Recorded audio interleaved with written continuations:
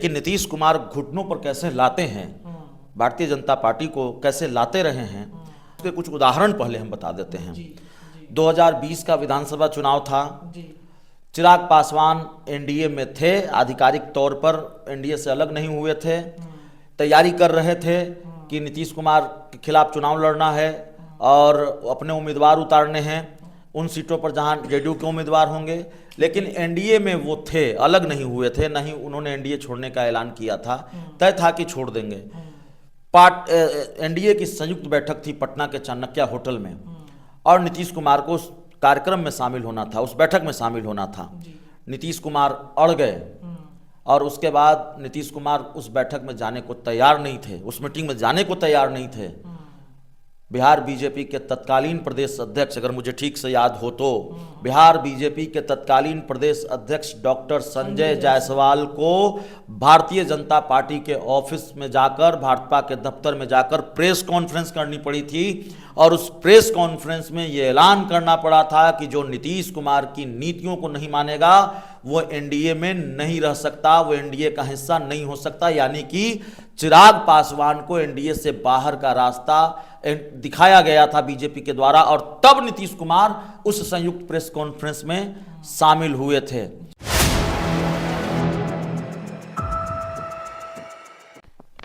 नमस्कार, आप देख रहे हैं 4 PM और मैं हूं आपके साथ रत्नेश पांडे। बिहार में नीतीश कुमार हैं तो बहार है। रोजगार मतलब नीतीश सरकार, भाजपा नहीं, एनडीए नहीं, सिर्फ और सिर्फ नीतीश ही नीतीश। अब देखिए नीतीश कुमार दिल्ली में है, सबूत भी हमने आपको दिखाया कि नीतीश कुमार कैसे पाला बदलने की रणनीति बना चुके हैं। इसके अलावा इस वीडियो में हम चर्चा करेंगे कि अमित शाह को कैसे घुटनों पर लाने की तैयारी नीतीश कुमार ने कर रखी है। अगर बात नहीं बनी तो सीधे मीटिंग लालू प्रसाद यादव से होने जा रही है। माजरा क्या है, चलिए अपने सहयोगी अभिषेक जी से जानते हैं। अभिषेक जी, घुटनों पर लाने की तैयारी चल रही है क्या अमित शाह को? देखिए, अभी जो खबर है और नीतीश कुमार दिल्ली में हैं और हम ये क्यों कह रहे हैं कि अमित शाह को घुटनों पर लाना चाहते हैं नीतीश कुमार या घुटनों पर लाने दिल्ली गए हैं नीतीश कुमार, वो हम बताएंगे। लेकिन नीतीश कुमार घुटनों पर कैसे लाते हैं, भारतीय जनता पार्टी को कैसे लाते रहे हैं या अपने सहयोगी दल को कैसे लाते रहे हैं, उसके कुछ उदाहरण पहले हम बता देते हैं। 2020 का विधानसभा चुनाव था। चिराग पासवान एनडीए में थे, आधिकारिक तौर पर एनडीए से अलग नहीं हुए थे, तैयारी कर रहे थे कि नीतीश कुमार के खिलाफ चुनाव लड़ना है और अपने उम्मीदवार उतारने हैं उन सीटों पर जहां जेडीयू के उम्मीदवार होंगे।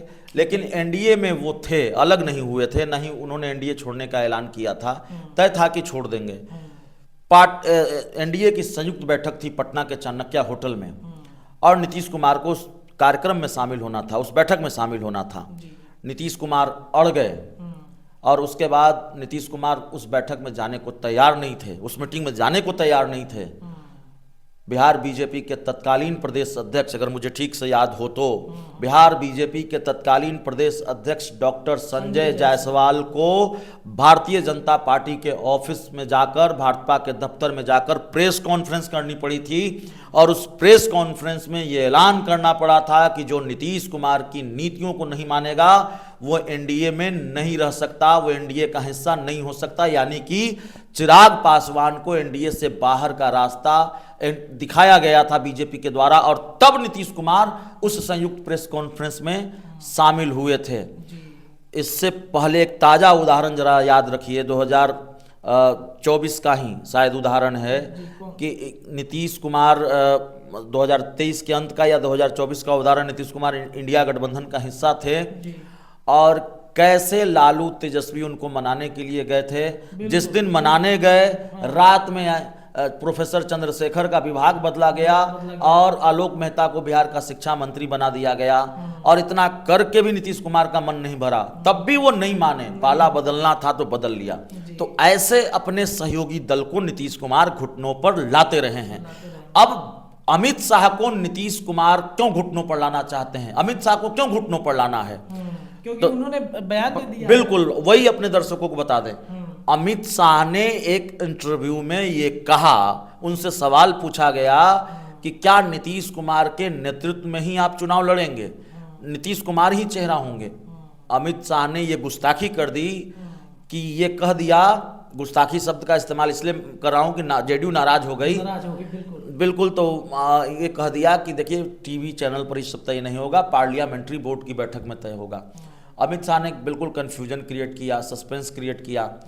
हिचक होनी नहीं चाहिए थी जब बिहार में आपके भाजपा के नेता कर रहे हैं, एनडीए के नेता कर रहे हैं कि नीतीश कुमार के नेतृत्व में ही चुनाव लड़ेंगे, और तमाम तरह की बातें वो कर रहे हैं, नीतीश कुमार ही सीएम होंगे। और अमित शाह का बयान आने के बाद भी बीजेपी के कई नेताओं ने कहा, लेकिन अमित शाह ने आज तक उस बयान पर सफाई नहीं दी है। आज तक सार्वजनिक रूप से ये नहीं कहा है कि उनके बयान का मतलब क्या था या उनके बयान का संदर्भ क्या था, और नीतीश कुमार ही चेहरा होंगे, नीतीश कुमार के नेतृत्व में ही चुनाव लड़ा जाएगा। तो अमित शाह की चुप्पी नीतीश कुमार को खल रही है, और जेडीयू को, नीतीश कुमार को अमित शाह की चुप्पी से ये अंदेशा है कि भारतीय जनता पार्टी अंदर अंदर कोई गेम करने का गेम तो नहीं कर देगी, कोई बड़ा प्लान तो नहीं रच रही है, फिर रचा भी जा चुका हो। तो नीतीश कुमार चाहते हैं कि अमित शाह सामने आकर कहें, अपनी बात पर सफाई दें, और सामने आकर इस बात का ऐलान करें आधिकारिक रूप से कि वही चेहरा होंगे, वही मुख्यमंत्री होंगे। और जो जानकारी हमारे पास है या जितनी समझ हमारी है राजनीति को समझने की, उस आधार पर, या जितना हम लोग, वैसे तो कहा जाता है नीतीश कुमार को समझना मुश्किल ही नहीं नामुमकिन है, ये तो उनके साथ रहने वाले लोग भी नहीं समझते, लेकिन जितना हम लोग सामान्य तौर पर या आंशिक तौर पर उनको समझते हैं, बिल्कुल अमित शाह को सामने आकर ये कहना पड़ेगा।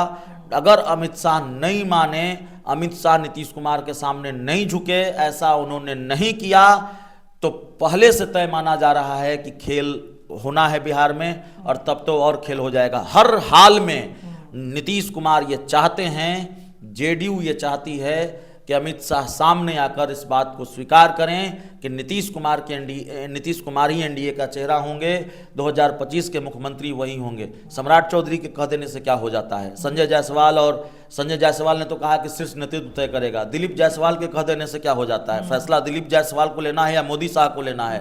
संजय जायसवाल बड़े हैं, दिलीप जायसवाल बड़े हैं, सम्राट चौधरी बड़े हैं कि मोदी शाह बड़े हैं? तो नीतीश कुमार जानते हैं, और अमित शाह की चुप्पी का मतलब भी नीतीश कुमार जानते हैं। कल पप्पू यादव एक टीवी चैनल को, एक डिजिटल चैनल को इंटरव्यू दे रहे थे। उन्होंने दावा किया कि चंद्रबाबू नायडू की पार्टी नहीं टूटेगी, लेकिन नीतीश कुमार की पार्टी को तो बीजेपी बहुत आसानी से तोड़ देगी। अरे बीजेपी ने रेड्डी को नहीं छोड़ा, उनका बयान है। बीजेपी ने रेड्डी को नहीं छोड़ा, बीजेपी ने आजसू को नहीं छोड़ा, भारतीय जनता पार्टी ने पशुपति पारस को नहीं छोड़ा, भारतीय जनता पार्टी ने कभी चिराग पासवान को नहीं छोड़ा, एकनाथ शिंदे को भी नहीं छोड़ा, भारतीय जनता पार्टी ने किसी को नहीं छोड़ा। तो नीतीश कुमार की बैसाखी पर क्यों वो आगे बढ़ना चाहेगी? ये पप्पू यादव का दावा है, पप्पू यादव का बयान है। तो बिहार की राजनीति इन्हीं संभावनाओं के इर्द गिर्द घूम रही है। तो अमित शाह को मानना पड़ेगा, अमित शाह को झुकना पड़ेगा, और नीतीश कुमार अमित शाह को झुकाने ही दिल्ली गए हैं। वो ठीक है, भारत के पूर्व प्रधानमंत्री स्वर्गीय डॉक्टर मनमोहन सिंह का निधन हुआ, उनके परिजनों से मुलाकात की, अच्छी बात है। नीतीश कुमार को लेकर खबर यह भी कि रूटीन चेकअप के लिए, लेकिन नीतीश कुमार बीजेपी को तेवर दिखाने भी गए हैं। अमित शाह से शायद उनकी मुलाकात हुई हो, ना हुई हो, अभी तक तो कोई खबर नहीं है, या हो सकता है मुलाकात की खबर आ जाए। तो बीजेपी को झुकना पड़ेगा यहाँ पर। नीतीश कुमार इस मामले में थोड़े जिद्दी लीडर हैं, जिद्दी नेता हैं, आप जानते हैं। वो अपनी जिद पर आ जाएं तो फिर भारतीय जनता पार्टी या कोई भी सहयोगी दल हो उसको झुकना पड़ता है। इसको बहुत गंभीरता से लिया है। जो बेसिक चीज़ है, जो महत्वपूर्ण बात है, अमित शाह की चुप्पी को बहुत गंभीरता से लिया है नीतीश कुमार ने, बहुत गंभीरता से लिया है जेडीयू ने। और उसके बाद भारतीय जनता पार्टी को लेकर नीतीश कुमार के मन में भी ये संशय है कि कहीं फिर कोई खेल की प्लानिंग तो नहीं हो रही, क्या बीजेपी ने कोई बड़ी तैयारी तो नहीं कर ली है? तो सब कुछ क्लियर करना चाहते हैं। भारतीय जनता पार्टी को ये जताना चाहते हैं, बताना चाहते हैं कि इस बार भारी पड़ जाएगा खेल, और आपको सामने आकर ये कहना चाहिए कि इस पर कोई कन्फ्यूजन नहीं रखना चाहिए। ये चाहते हैं नीतीश कुमार, जेडीयू ये चाहती है, भारतीय जनता पार्टी से ये अपेक्षा रखती है कि इस पर कोई सस्पेंस न हो। अगर आपके बयान से आग लगी है तो उस आग को आपको बुझाना होगा। बात आपने शुरू की है, खत्म आपको करना होगा। सामने आकर आप कहिए कि नीतीश कुमार ही चेहरा होंगे, वही 2025 के मुख्यमंत्री होंगे, नीतीश कुमार के नेतृत्व में ही चुनाव लड़ा जाएगा। अगर रत्नेश बीजेपी ने ऐसा नहीं किया, अमित शाह ने ऐसा नहीं किया, तो यकीन मानिए नीतीश कुमार की भी अपनी एक तैयारी होती है और नीतीश कुमार की भी अपनी एक जिद होती है। इस बार वो कर पाएंगे कि नहीं कर पाएंगे, लेकिन करने की कोशिश जरूर करेंगे। भारतीय जनता पार्टी से हिसाब किताब वो चुकता करेंगे। अमित शाह को कहीं ये बयान बहुत भारी न पड़ जाए, दोस्ती कहीं दरक ही न जाए, दरकने के आसार तो नजर ही आ रहे हैं। देखिए, तो अब बीजेपी और एनडीए गठबंधन उस पतले धागे के तरफ बढ़ चुकी है जहां से छूने मात्र से ही वो धागा टूटेगा और फिर बिखराव हो जाएंगे। उस पे जो पार्टियों के जैसे जो टंगे हुए हैं वो कहीं ना कहीं अब परिस्थितियां देश भर में तो नहीं लेकिन बिहार में शुरू हो गई है। नीतीश कुमार थोड़े से, मुझे लगता है कि जिस तरीके से उनका राजनीतिक पैटर्न रहा है, उन्होंने परिस्थितियों को समझ लिया है, अमित शाह के बयान को समझ लिया है और नीतीश इस बार अमित शाह को घुटनों पर लाने की तैयारी कर रहे हैं और इस वजह से वो दिल्ली में अड़े हुए हैं। अब देखते हैं कि क्या होता है। क्या अमित शाह वाकई में कन्फ्यूज़न दूर करेंगे कि 2025 में सीएम एनडीए गठबंधन का नीतीश ही रहेंगे या माजरा कुछ और होता है। विश्लेषण के माध्यम से लगातार चर्चाएं जारी रहेंगी। आप जुड़े रहिए 4 PM पर। बहुत बहुत धन्यवाद।